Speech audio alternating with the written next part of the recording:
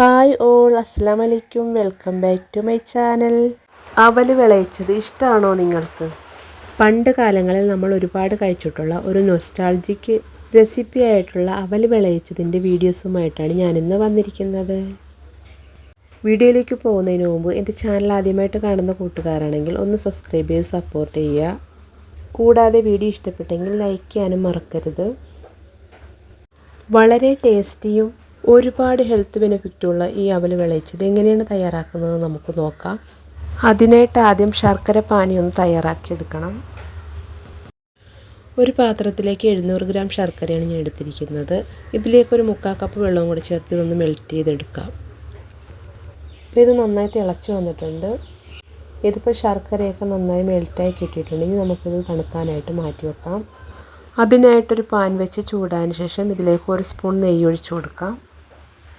അവൽ വിളയിക്കുമ്പോൾ നെയ്യ് ചേർത്ത് തയ്യാറാക്കുമ്പോഴാണ് നല്ല ടേസ്റ്റി ആയിട്ടുണ്ടാവുന്നത്. നെയ്യ് നല്ലതുപോലെ ഒന്ന് ചൂടായി വരുമ്പോഴത്തേക്ക് ഇതിലേക്ക് കുറച്ച് കപ്പലണ്ടി ചേർത്ത് കൊടുക്കാം. കപ്പലണ്ടി ചേർത്ത് ഒന്ന് ചൂടായി വരുമ്പോഴത്തേക്ക് ഇതിലേക്ക് ഒരു 100 ഗ്രാം പൊട്ടുകടലയും കൂടെ ചേർത്ത് കൊടുക്കാം. പൊട്ടുകടലയും കൂടെ ചേർത്ത് ഒന്ന് റോസ്റ്റായി വരുമ്പോഴത്തേക്ക് ഇതിലേക്ക് ഇനി ചേർത്ത് കൊടുക്കുന്നത് 1/2 കപ്പ് എള്ള് നന്നായി കഴുകി എടുത്തിട്ടുണ്ട്. അത് നമുക്കിതിലേക്ക് ചേർത്ത് കൊടുക്കാം. ഇനി ഇതെല്ലാം കൂടെ ഒന്ന് റോസ്റ്റ് ചെയ്തെടുക്കാം. നന്നായി റോസ്റ്റ് ചെയ്തതിന് ശേഷം ഇത് നമുക്ക് മാറ്റി വെക്കാം. ഇനി ഒരു അടിക്കട്ടിയുള്ള പാത്രം എടുത്ത് നല്ലതുപോലെ ചൂടായതിന് ശേഷം ഇതിലേക്ക് 1/2 കിലോ മട്ട അവലിട്ടിട്ട് നല്ലതുപോലെ ഒന്ന് റോസ്റ്റ് ചെയ്തെടുക്കാം.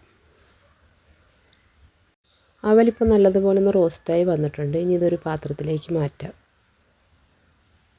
അതിനുശേഷം ഈ സെയിം പാത്രത്തിലേക്ക് തന്നെ ഒരു വലിയ തേങ്ങ ചിരവി എടുത്തിട്ടുണ്ട്. അത് നമുക്കിതിലേക്കിട്ട് ഒരു 5 മിനിറ്റോളം ഒന്ന് റോസ്റ്റ് ചെയ്തെടുക്കാം.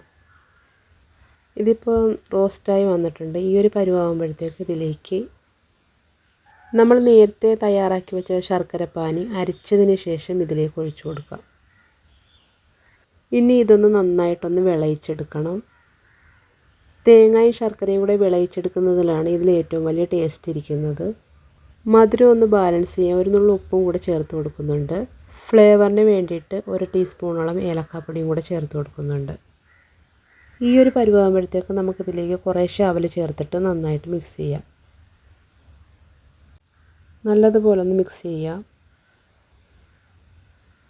നല്ലതുപോലെ മിക്സ് ചെയ്ത് യോജിപ്പിച്ചതിന് ശേഷം ഇതിലേക്ക് നമ്മൾ റോസ്റ്റ് ചെയ്ത് വെച്ചിരിക്കുന്ന എള്ളും പൊട്ടുകടലയും കപ്പലണ്ടിയും ഇത് നമ്മുടെ അവലിലേക്ക് ചേർത്തിട്ട് നന്നായിട്ട് മിക്സ് ചെയ്ത് എയർ ടൈറ്റായിട്ട് അടച്ചു വെച്ചാൽ ഒരു 2-3 മാസത്തോളം കേടാവാതിരിക്കും. അപ്പോൾ ഇത്രയേ ഉള്ളൂ. നിങ്ങൾക്ക് ഈ വീഡിയോ ഇഷ്ടപ്പെട്ടെന്ന് കരുതുന്നു. പുതിയൊരു വീഡിയോ ആയിട്ട് വീണ്ടും കാണാം. Thank you for watching.